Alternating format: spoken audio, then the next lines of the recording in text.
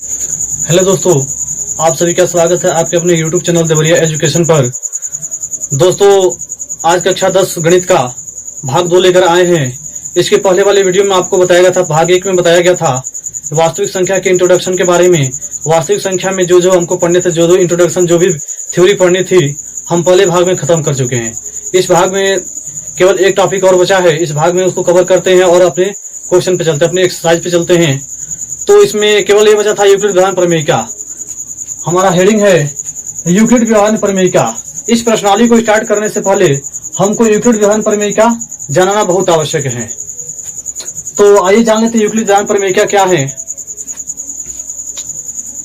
यदि भाज्य को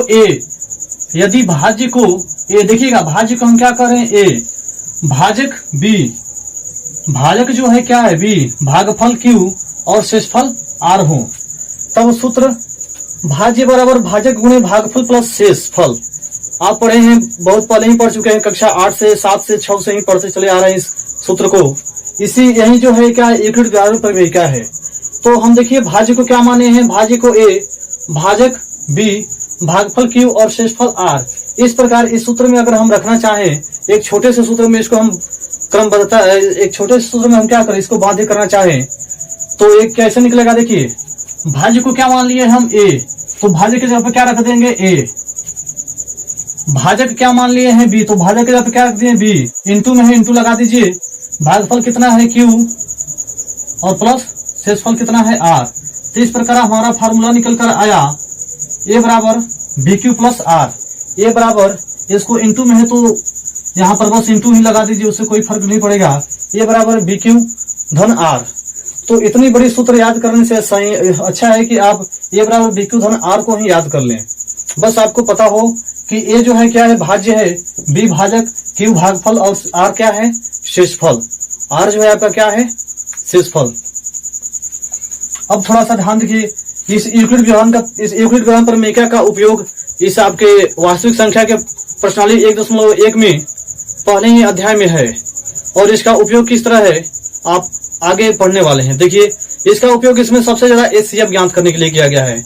यूक्लिड व्यवहार प्रमेयिका का उपयोग सबसे ज्यादा किसके लिए किया गया है, एचसीएफ ज्ञात करने के लिए। तो देखिए, एचसीएफ अगर मान लीजिए कोई दो संख्या दे देता है, मान लीजिए एक संख्या दे दिया 20 और एक दे दिया 25, इसका हमको क्या करना है, इस विभाजन प्रमेयिका के द्वारा, ये यूक्लिड व्यवहार प्रमेयिका के द्वारा इसका एचसीएफ ज्ञात करना है। तो इसका एचसीएफ ज्ञात करते समय कुछ बातों का ध्यान रखना होगा कि पहले जो बड़ा देगा, अंकों में जो बड़ा होगा, जो अंक क्या होंगे बड़ा, उसे क्या करेंगे हम भाज्य मानेंगे, उसे क्या करेंगे हम भाज्य मानेंगे। और जो छोटा होगा उसे क्या मानेंगे हम भाजक। और आप जानते हैं भाज्य और भाजक पता हो तो भागफल और शेषफल ज्ञात कर लिया जाता है आसानी से। और देखिए, इसको ऐसे तब तक भाग देते रहते हैं, तब तक इसको ये प्रक्रिया, भाग देने की प्रक्रिया इसकी तब तक चलती रहती है जब तक कि शेषफल शून्य न हो जाए। जो भाजक काट कर शून्य बनाएगा उसे ही वही क्या होगा, उसका एचसीएफ होगा। ध्यान से हमारी बात आपको ज्यादा समझ में नहीं आ रही, क्योंकि केवल बता रहे हैं, केवल बोल रहे हैं। जैसे अभी आप प्रयोग करेंगे आपको आसानी से समझ में आने लगेगा। तो आइए हम प्रयोग करके दिखाते हैं। हम स्टार्ट करते हैं प्रश्नावली 1.1। प्रश्नावली 1.1 का पहला प्रश्न है,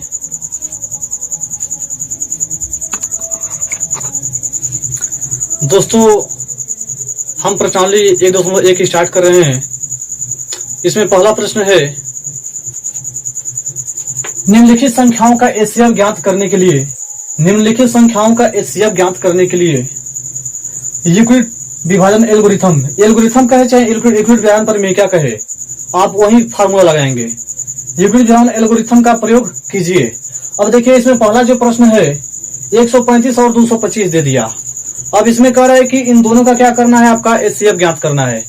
तो अभी एक सूत्र पढ़े थे आप, ए बराबर बी क्यू अधन आर, जहां ए क्या था भाज्य था, बी क्या था भाजक और क्यू भागफल था और आर क्या था शेषफल। तो आपको एक बात बताया था, अभी उसमें बात बताए थे हम कि जो संख्या बड़ी होगी उसे क्या मानिएगा आप लोग, भाज्य मानिएगा, और भाज्य को किससे प्रदर्शित किया गया है, ए, अर्थात तो उसे ए मानिएगा। जो संख्या बड़ी होगी उसे ए का मान मानिएगा। तो इसमें बताइए तो 135 और 225 है, तो इसमें एक जगह पर क्या रखेंगे हम, 225। और जो दूसरा होगा क्या होगा, जो छोटा वाला, इससे छोटा वाला होगा उसे क्या कहेंगे हम, बी कहेंगे। तो आइए देखते हैं कैसे इसको हल किया जाएगा। तो इस सूत्र में रख देते हैं, एक जगह पर क्या रखेंगे 225 बराबर बी की जगह पर 135, बीच में गुणा का चिन्ह है, गुणा का चिन्ह लगा लीजिए। अब ध्यान रखिए थोड़ा सा, यहां से आपको ध्यान देना है, यहां से आपको स्टेप का ध्यान देना है, कैसे लगाएंगे।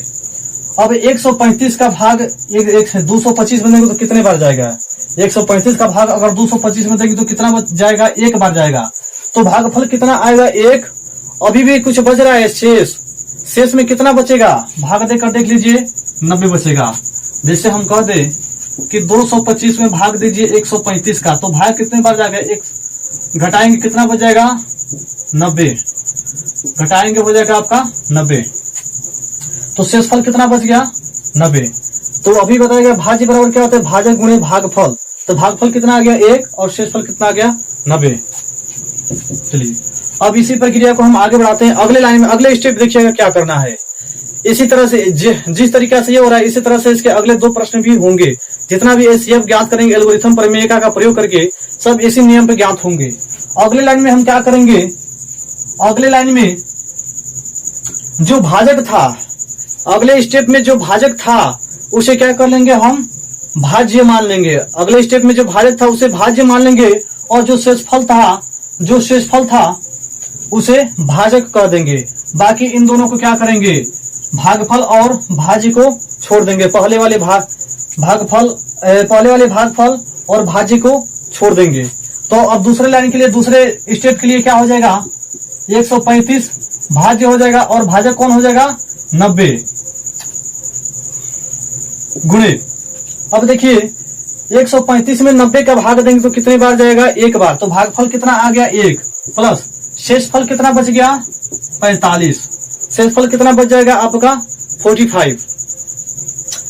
ये प्रक्रिया तब तक चलती रहेगी जब तक कि शेषफल शून्य न प्राप्त हो जाए, जब तक कि शून्य प्राप्त न हो जाए, जब तक कि शेषफल कितना न प्राप्त हो जाए, शून्य। फिर अगले स्टेप में वही काम करेंगे। जो अब इसमें भाजक था उसे क्या कर देंगे हम, भाज्य मान लेंगे, और जो शेषफल था उसे क्या कर लेंगे हम, भाजक कर लेंगे। तो इसमें भाजक कितना है इस वाले में, 90। तो इसके अगले के लिए क्या हो जाएगा, ये भाज्य हो जाएगा, जो शेषफल आया क्या हो जाएगा, भाजक हो जाएगा। अब 90 में 45 का भाग दीजिए, कितने बार जाएगा, 2 बार। और जब 2 बार लेंगे तो शेषफल कितना हो जाएगा, 0। अब देखिए यहाँ पर शेषफल कितना आ गया, 0। अब जब शेषफल 0 हो गया तो ये प्रक्रिया यहीं पे रुक गई, बंद हो गई ये प्रक्रिया। अब जो अंतिम भाजक देखिएगा, अब जो यहाँ से अंतिम भाजक है, जो काट कर शेषफल को 0 बना दिया, वही क्या होगा, इन दोनों संख्याओं का एचसीएफ होगा, वही इन दोनों संख्याओं का एचसीएफ होगा। तो अंतिम भाजक कौन है, 45 से। देखिए 45 से भाग दिए तो शेषफल 0 आ गया है। तो इसका मतलब जो इसका एचसीएफ होगा, इन दोनों संख्याओं का एचसीएफ होगा, वो कितना हो जाएगा, 45 हो जाएगा भैया। तो दोस्तों इसी तरह से आप अगले 2 प्रश्न भी कर लेंगे। अभी हम उसको बताएंगे भी एक बार, और स्टेप को समझा देते हैं। सबसे पहले क्या करेंगे, जो बड़ा वाला होगा उसे क्या मानेंगे हम, भाज्य मानेंगे, और जो छोटा वाला उसे मानेंगे भाजक। भागफल और शेषफल आपको उसमें जब भाग देने की प्रक्रिया स्टार्ट करेंगे तो वहां से भागफल और शेषफल आपको प्राप्त होते रहेंगे। तो हम मान लिए भाज्य कितना है, 225, भाजक कितना है, 135। अब जब 225 में 135 का भाग दी तो भागफल कितना आ गया, 1। तो 1 से गुणा, देखिए सूत्र क्या होता है, भाज्य बराबर भाज्य गुणे भागफल, और शेषफल कितना बच गया, 90। अब अगले स्टेप में क्या करना है, अब जो भाजक था, अगले इसमें भाजक था, अगले स्टेप के लिए वो क्या हो जाएगा, भाज्य बन जाएगा, और जो शेषफल था वो भाजक बन जाएगा। ऐसी प्रक्रिया कहां तक बढ़ाते गए हम लोग, जब तक कि शेषफल 0 ना हो जाए तब तक इस प्रक्रिया को हम क्या करेंगे, आगे तक बढ़ाएंगे। और जो भाजक काट कर शेषफल को 0 कर देगा, जो भाजक काट कर 0 कर देगा शेषफल को, वही क्या होगा, उन संख्याओं का एचसीएफ माना जाएगा। तो उम्मीद करते हैं दोस्तों आपको यह क्वेश्चन समझ में आया होगा। दोस्तों आपसे एक छोटा सा रिक्वेस्ट है, अगर आप हमारे चैनल पर नए हो तो चैनल को सब्सक्राइब कर लीजिए और दोस्तों में अधिक से अधिक शेयर कीजिए। आपको रेगुलर वीडियो, इसी तरह की वीडियो आपको प्रोवाइड की जाएगी। अब आपको कहीं कोचिंग में जाने की आवश्यकता नहीं, एकदम निःशुल्क आप पढ़ेंगे।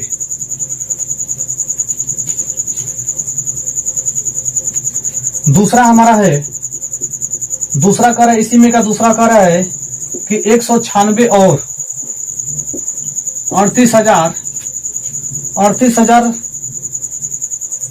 38,220 दूसरा 196 और 38,220 का हमको क्या ज्ञात करना है? HCF। 196 और 38,220 का HCF ज्ञात करना है। तो अभी आपको बताया गया था कि जो बड़ी संख्या होगी इसे क्या मान लेंगे? हम भाज्य मान लेंगे। तो भाज्य कौन हो गया? 38,220। सूत्र यही होता है A बराबर BQ धन R। और भाजक कितना हो गया? 196। देखिए जब 38,220 में भाग देंगे 196 का तो ये कितनी बार जाएगा? 195 बार। और 195 बार जब ले जाएंगे तो शेषफल शून्य हो जाएगा। जब 195 बार ले जाएंगे तो शेषफल कितना हो जाएगा? शून्य हो जाएगा। ऐसी संख्या दी रहेंगी तो पहली लाइन में ही कट जाएगा। 102 लाइन ले जाएंगे, जाते जाते 102 लाइन कट जाएंगे वो। अब देखिए, अब इन दोनों, अब देखिए इस संख्याओं को कौन भाजक है, कौन भाजक काटकर शेषफल शून्य कर दिया है? इस संख्या को कौन ऐसा भाजक है जो काटकर शून्य कर दिया है? तो आपका जवाब क्या होगा? 196 से हम जब भाग दिए, 196 भाजक था और इसे जब भाग दिया गया है तो शेषफल कितना आ गया? शून्य। तो जब शेषफल शून्य आ जाएगा तो जो भाग, जिससे भाग दिया गया होगा, जो भाजक का कार्य कर रहा होगा उसमें, जिसमें शेषफल शून्य ला दिया होगा, वही क्या होगा? HCF होगा। तो 196 से भाग देने पर शेषफल कितना आ गया है? शून्य। तो जिससे भाग देने पर शेषफल शून्य आ जाए वही क्या होगा? HCF। तो इसका HCF कितना हो जाएगा? 196। दोस्तों आप इसका एक स्क्रीनशॉट लीजिए।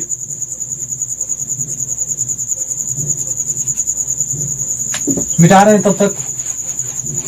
और इसका तीसरा खंड है, तीसरा जो है 867 और 255। देखिए 867 और 255, इसके पहले आप जान चुके हैं कि जो बड़ी संख्या होगी उसे क्या कहेंगे? हम भाज्य कहेंगे। जो छोटी संख्या होगी इसका कहेंगे हम भाजक। तो 867 जो है वो क्या होगा? बड़ी संख्या भाज्य A बराबर BQ धन R से। अब B का मान कितना है? 255। अब देखिए इसका भाग कितनी बार ले जाएंगे, कितनी बार भाग जाएगा? तो एक बार भाग देकर देख लेते हैं। 867 में हमको भाग देना है 255 का, तो 3 बार ले जाएंगे। कितनी बार जाएगा आपका? 3 बार। तो 5 3 15 कर 5, 5 3 15, 1 16 कर 6, 3 दूनी 6, 1 7। ये हो जाएगा आपका, घटाइए इसमें से, 7 में से 5 गया 2, 0 1, 102। हाँ, अब देखिए जब 3 बार भाग ले गए 867 में, जब 255 का भाग दी तो भागफल कितना आ गया? 3 बार गया। भाग कितने बार गया है? 3 बार। तो भागफल कितना हो गया? 3 बार। और शेषफल कितना आ गया? 102। शेषफल कितना हो गया? 102। अब अगले स्टेप में क्या करेंगे भैया? अगले स्टेप में हमारा अगला स्टेप क्या होगा? 255 क्या हो जाएगा हमारे लिए? भाज्य का कार्य करेगा। और जो शेषफल था वो क्या हो जाएगा? भाजक। अब देखिए 102 का 255 में भाग देंगे तो कितनी बार जाएगा? 2 बार। तो भागफल कितना हो गया? 2। और 2 बार भाग देने पर शेष कितना बच जाएगा? अब देखिए 102 दूनी 204। तो आपका शेष जो बचेगा कितना बच जाएगा? 51। शेष कितना बच जाएगा? 51। फिर अगली लाइन में भी देखिए शेषफल शून्य नहीं हुआ। जब तक शेषफल शून्य नहीं हो जाएगा तब तक इस प्रक्रिया को हम आगे बढ़ाते रहेंगे। अब देखिए अगली लाइन में क्या करेंगे? 102 जो है हमारे लिए भाज्य हो जाएगा और 51 क्या हो जाएगा? भाजक। अब 102 में 51 का जब भाग में कितनी बार जाएगा? 2 बार। और शेषफल कितना हो गया? शून्य। अब देखिए शेषफल को शून्य कौन बनाया है? कौन भाजक शेषफल को शून्य बनाया है? तो आपका जवाब क्या होगा? 51। 51 एक ऐसा भाजक है जो शेषफल को क्या कर दिया? इसके लिए शून्य कर दिया। अतः जो HCF होगा एचसीएफ होगा क्या बना जाएगा 51। जो आपका आंसर हो जाएगा क्या होगा 51। दोस्तों हम अगले प्रश्न पे चलते हैं। दोस्तों हमारा अगला प्रश्न है, हमारा जो दूसरा प्रश्न है, कह रहे कि दर्शाइए कि कोई भी धनात्मक विषम पूर्णांक, दर्शाइए कि कोई भी धनात्मक विषम पूर्णांक 6q-1, 6q-3 या 6q-5 के रूप का होता है, जहां q क्या है, कोई पूर्णांक है। देखिए इस प्रश्न को अलग अलग टीचर लोग अलग अलग यूट्यूब पे भी हम देखे हैं, बहुत बड़े बड़े प्रोसेस से बताए हैं। इसका हम एक शॉर्टकट एकदम छोटा सा, एकदम इसको छोटे मेथड में हम देखिए कैसे कर लेते हैं। इसके कई सवाल जो हैं, इस तरह के सवाल बहुत बड़े बड़े बताए गए, किताबों में भी आपकी बहुत बड़ा सवाल दिया है। अब देखिए इस सवाल को कितनी आसानी से कर लेते हैं। कह रहे कि क्यू कोई क्या है, पूर्णांक है। तो इससे पहले याद कीजिए हम पूर्णांक पढ़ाए थे। पूर्णांक का मतलब क्या होता है, वो पूरा अंक है। पूर्णांक क्या है, पूर्णांक का मतलब क्या होता है, वो पूरा अंक है। तो हम पहले वाले को सिद्ध करते हैं, लिख लेते हैं 6q+1 के लिए, 6q+1 के लिए q बराबर, हम पूर्णांक की बात कर रहे हैं तो पूर्णांक क्या होता है 1, 2। धनात्मक विषम पूर्णांक हमको सिद्ध करना है, इसलिए धनात्मक पूर्णांक लेंगे हम। पूर्णांक 3 प्रकार के हम बताए थे, शून्य पूर्णांक, ऋण पूर्णांक और धनात्मक पूर्णांक। तो हमको धनात्मक पूर्णांक सिद्ध करना है, इसलिए हम क्या लेंगे, हम धनात्मक पूर्णांकों की बात करेंगे। 1, 2, 3, 4 डॉट ऐसे कोई भी संख्या लेकर रख सकते हैं आप धनात्मक पूर्णांक में। तो यहां से जब 6q+1 बराबर, अब देखिए चलिए हम q का क्या करें, q का पहले बार हम रख रहे हैं 1, q का मान रख रहे हैं हम 1, तो ये कितना हो जाएगा 6 गुणे 1 धन 1 बराबर कितना हो गया 7। फिर एक बार q का हम मान रख रहे हैं 2, जो हमारा है 6 गुणे, अब देखिए q के जगह पर केवल इसमें q के जगह पर मान रखते जाना है, क्योंकि हम q का मान रख रहे हैं 2 धन कितना है 1 बराबर कितना है 6 दूनी 12 और 1 13। इधर लगाते हैं और केवल 3 मान रखिएगा, 3 से ही आप। अब देखिए अब q का मान क्या रख रहे हैं, हम 3 रख रहे हैं, तो 6 गुणे 3 धन 1, 6 3 18 1 19। अब देखिए यहाँ पे कुछ चीजें आपको देखने को मिल रही है कि जब हम q का मान 1 रख रहे हैं तो भी क्या हो रही है, धनात्मक विषम पूर्णांक प्राप्त हो रहा है। ये भी जब हम q का मान 1 रख रहे हैं तो क्या हो रहा है, धनात्मक विषम पूर्णांक प्राप्त हो रहा है। जब q का मान हम 2 रख रहे हैं तो भी क्या हो रहा है, धनात्मक विषम पूर्णांक प्राप्त हो रहा है। जब q का मान 3 रख रहे हैं तो हमारा क्या प्राप्त हो रहा है, धनात्मक विषम पूर्णांक। अतः हम कह सकते हैं कि कोई भी धनात्मक विषम पूर्णांक, कोई भी धनात्मक विषम पूर्णांक किस रूप का होता है, 6q+1 के रूप का होता है। हम लिख सकते हैं अतः कोई भी धनात्मक विषम पूर्णांक,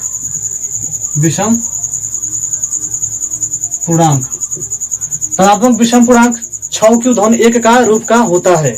इसी प्रकार हम अगला कर लेते हैं। देखिए एक बार और प्रोसेस को समझिए। सबसे पहले जो दिया है हम उसके लिए लिख लेते हैं, 6q+1 के लिए हम निकाल रहे हैं, इसको सिद्ध कर रहे हैं तो हम इसके लिए लेते हैं 6q+1 के लिए। अब q बराबर कर रहे हैं, q कोई पूर्णांक है। अब हमको सिद्ध करना है कि ये धनात्मक विषम पूर्णांक, इसलिए यहाँ पे जो लिया गया धनात्मक विषम पूर्णांक लिया गया है। तो q बराबर हम ले लिए 1 2 3 4 डॉट, आगे भी आप संख्या ले सकते हैं या फिर 3 तक 3 रखकर छोड़ सकते हैं। तो पहले हम q का मान 1 रखे, जब इसमें हम q का मान 1 रखे तो हमको धनात्मक विषम पूर्णांक 7 प्राप्त हो गया। जब q का मान 2 रखे तो धनात्मक विषम पूर्णांक कितना मिल गया है, 3 रखना। ये जो समीकरण है, ये जो टर्म दिया है इसी में रखना है आपको। जब q का मान 3 रखे हैं तो ये भी एक धनात्मक विषम पूर्णांक प्राप्त हुआ है 19। इस प्रकार हम कह सकते हैं कि देखिए जैसे जैसे हम मान रख रहे हैं, जैसे पूर्णांक का मान रख रहे हैं, हम हमको क्या प्राप्त हो रहा है, धनात्मक विषम पूर्णांक प्राप्त हो रहे हैं। तो हम कह सकते हैं कि अतः कोई भी धनात्मक विषम पूर्णांक 6q-1 के रूप का होता है। अब चलते हैं हम दूसरा इसका लगाते हैं। प्रोसेस सब वही रहेंगे। अब देखिए दूसरा हमारा है 6q+3 के लिए। हम देखिए हल कर रहे हैं यहां से, तो काम वही करेंगे आप। q बराबर 1 2 3 4 डॉट, आगे भी आप रख सकते हैं अनंत तक, जहां भी आप रखना चाहते हैं, जितना चेक करना चाहते हैं आप चेक करके देख सकते हैं। ये हमेशा इसी कंडीशन को फॉलो करेगा। तो चलिए हल करते हैं।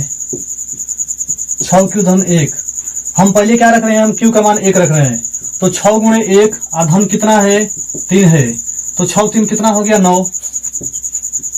6 क्यू धन 3 बराबर, हम क्यू का मान अब 2 रख रहे हैं, देखिए तो 6 गुणे 2 धन 3, 6 दूनी 12 3 15, एक बार 6 क्यू धन 3 बराबर, अब क्यू का मान हम 3 रख रहे हैं, तो 6 गुणे 3 धन 3, 6 3 18, 18 3 21। देखिए क्यू का मान इसके लिए भी क्या हो रहा है, धनात्मक विषम पूर्णांक ही प्राप्त हो रहे हैं। 9 15 और 21 कैसे पूर्णांक है, धनात्मक भी है और कैसा है विषम भी है, धनात्मक भी है विषम भी है और कैसा है पूर्णांक भी है।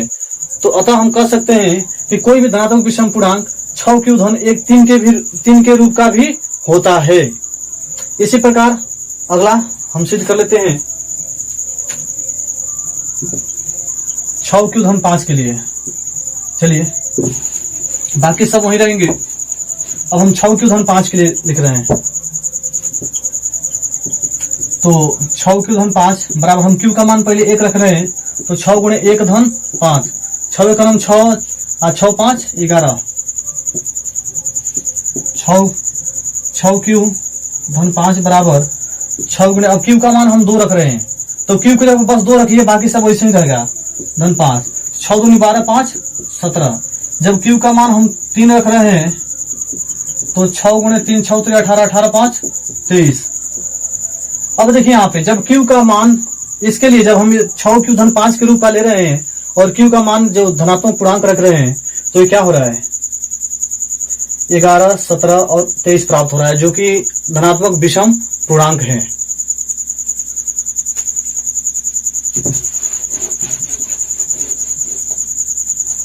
दोस्तों उम्मीद करते हैं आपको ये वीडियो पसंद आई होगी।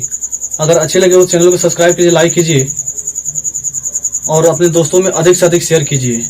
अपने दोस्तों को भी बताइए कि देवरिया एजुकेशन चैनल पे कक्षा 10वीं की गणित प्रारंभ हो गए। कक्षा 10 की ही नहीं, 10 12 11 12 9 से 12 तक चल रही है। अगर किसी प्रकार का डाउट हो, कहीं से भी गणित में कोई भी क्वेश्चन फंसे, तो आप कमेंट कर दीजिए और कमेंट करके बताइए कि आपको ये ट्रिक कैसा लगे, जो आपको पढ़ाने का तरीका हमारे वो कैसा लगा, आपको जो पढ़ाया गया वो समझ में आया है कि नहीं।